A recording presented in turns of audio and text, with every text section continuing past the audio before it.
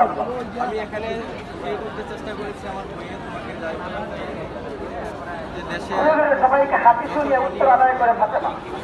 তিনি হলে বলে শুনতে পাও না ফাতেমা হাতি দেয় কেউ বাস্তবে গান বাজিয়ে গেলে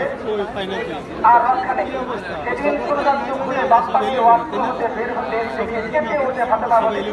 তো তোমার কি হয়েছে বাপ্পা দিয়ে বের হলে নাকি বের হলে কেন তুরন্ত আবার ওয়াস্ত প্রবেশ করে গান বাজিয়ে বের হয়েছে তারপর ফাতেমার হাত থেকে ধরাইছে তা আপনার কাছে এই বিষয়ে কত বছর চিন্তারে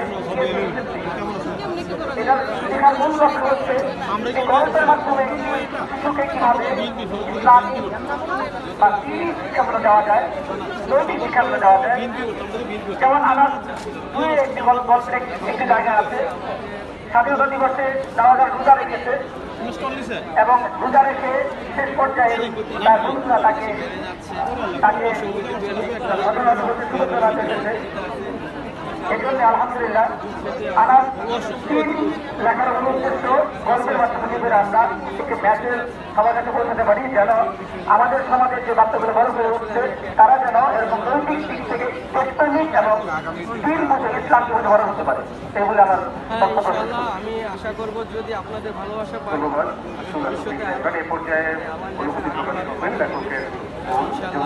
আগামী বইমেলাতে আমি বই নিয়ে আসবো আপনাদের জন্য। আসসালামু আলাইকুম। আমি আজকে আনার অনুষ্ঠানে আসতে পেরে খুবই গর্বিত। আমরা এখন একটা খুবই ব্যস্ত সময় এবং অস্থির সময়ের মধ্য দিয়ে যাচ্ছি।